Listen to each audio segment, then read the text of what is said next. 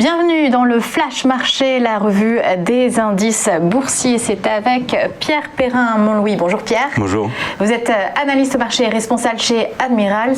Et on commence cette revue avec un regard sur la Chine qui poursuit un bon rebond économique. Alors, est-ce que la Chine est touchée par ces crainte de tensions inflationnistes comme nous le sommes aussi en Europe et aux États-Unis? Alors tout à fait, d'autant plus que ici sur l'indice HSCEI 50 qui est en fait l'indice des valeurs des entreprises chinoises cotées à Hong Kong. Et là il faut bien être spécifique sur les entreprises chinoises parce qu'à Hong Kong on retrouve pas mal d'entreprises asiatiques. On a le Hang Seng. Pas forcément chinoises, exactement. Donc vraiment ici c'est un indice spécifique mais qui est en train de rebondir puisque l'accélération, le rebond économique se fait en Chine et commence sérieusement à inquiéter le Parti communiste qui s'est d'ailleurs vu obligé de prendre des mesures, les premières depuis plus d'une dizaine d'années, pour limiter l'inflation. Quelles mesures concrètement? Ça a été l'augmentation des réserves obligatoires des banques en devises étrangères, une augmentation de plus de 2 points de pourcentage, c'est-à-dire maintenant qui est montée à 7%. Alors ça peut paraître anecdotique, ça n'est absolument pas, parce qu'on sait que la façon de faire de la politique en Asie et spécifiquement en Chine est beaucoup moins brutale, je dirais, qu'en Occident, c'est-à-dire que souvent on se contente de quelques discours. Là, le fait qu'on ait été prendre des mesures concrètes aussi rapidement prouve qu'on a une réelle inquiétude. Et lorsqu'on connaît un petit peu l'historique de la Chine, cette inquiétude est légitime, puisque l'obsession du Parti communiste, c'est surtout la stabilité. Or, la dernière fois qu'on a une inflation galopante, ça remonte à Tiananmen, ça remonte à ces épisodes justement de forte instabilité dans le pays, chose que évidemment le parti ne veut absolument pas revoir. Et ça va avoir des conséquences qu'on va le voir sur la devise chinoise. Oui, mais aussi sur les matières premières, c'est aussi la Chine qui participe à cette inflation en achetant massivement par exemple du blé ou du maïs pour reconstituer les réserves. Tout à fait, du blé, du maïs, mais également de la viande. On a tendance à l'oublier, notamment, ça faisait partie justement des grands deals négociés par Trump dans le cadre de ces accords, phase 1, phase 2. Maintenant, la crainte, surtout majeure aujourd'hui, c'est de voir la Chine exporter son inflation, comme elle a longtemps, pendant les 20 dernières années, exporté essentiellement plutôt de la déflation, notamment en attirant les entreprises étrangères avec des bas salaires, avec une politique à bas prix, donc on tirait les prix vers le bas. Cette fois, c'est plutôt l'inverse qui est en train de se produire. C'est-à-dire que la Chine commence à exporter son inflation, ce qui autrefois était privilège plutôt américain, et ce qui continue aussi à alimenter justement quelques tensions sur quel est le nouveau leader économique mondial, en fait, qui influence l'économie mondiale. Et aujourd'hui, c'est clairement la Chine.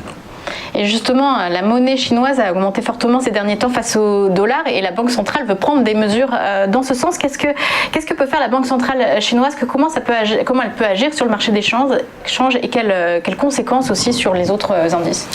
Alors, au niveau des conséquences sur les indices, pour l'instant, pas grand-chose, si ce n'est que ça pousse surtout les indices occidentaux, notamment américains, à la hausse. Maintenant, en termes de politique, justement, pour essayer de freiner ce renforcement du yuan, le yuan qui a gagné plus de 11%, 11,7% au cours des 2 dernières années, c'est énorme. On est revenu sur des niveaux historiquement bas, ce qui pose aussi justement problème au Parti communiste, puisque on a de moins en moins d'outils pour essayer de limiter cette hausse du yuan qui est alimentée en grande partie, non pas pour une fois par la Chine ou sa politique, mais plutôt par le changement radical de politique du reste des banques centrales du monde, que ce soit la Fed, que ce soit côté européen, mais même côté australien ou néo-zélandais, qui sont des zones très proches.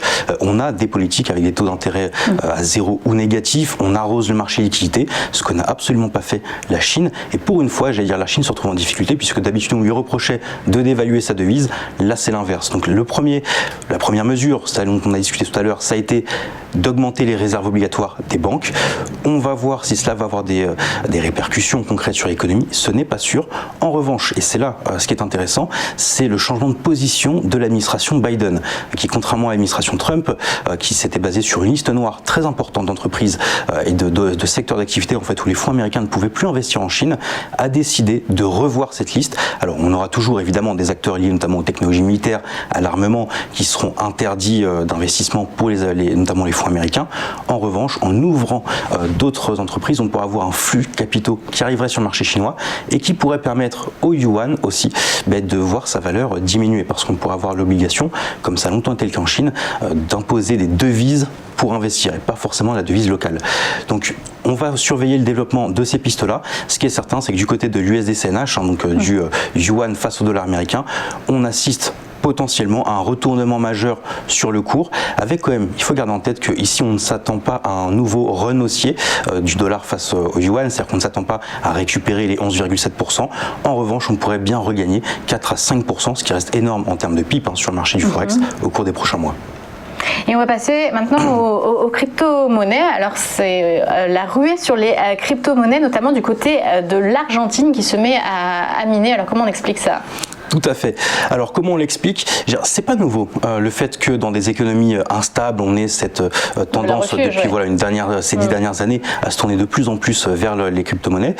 Côté Argentine, ce qui a surpris, c'est pas le temps l'usage du Bitcoin, mais plutôt le fait que tout le monde se mette à miner du Bitcoin. Et dans les faits, effectivement, dans quasiment tous les foyers argentins aujourd'hui, on retrouve des agriculteurs. Mais ça coûte cher quand même de miner du Bitcoin, l'électricité. Alors, justement, et c'est là que ça devient intéressant, pourquoi cette ruée que découvrent les investisseurs internationaux, notamment les Nord-Américains, c'est le coût de l'électricité.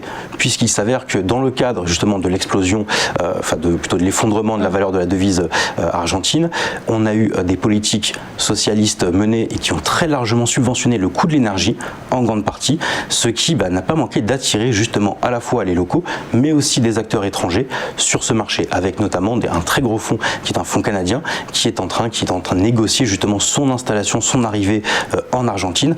La question sera de savoir combien de temps cela va-t-il durer. Oui, combien de temps le gouvernement va subventionner subventionner et en plus pour les étrangers.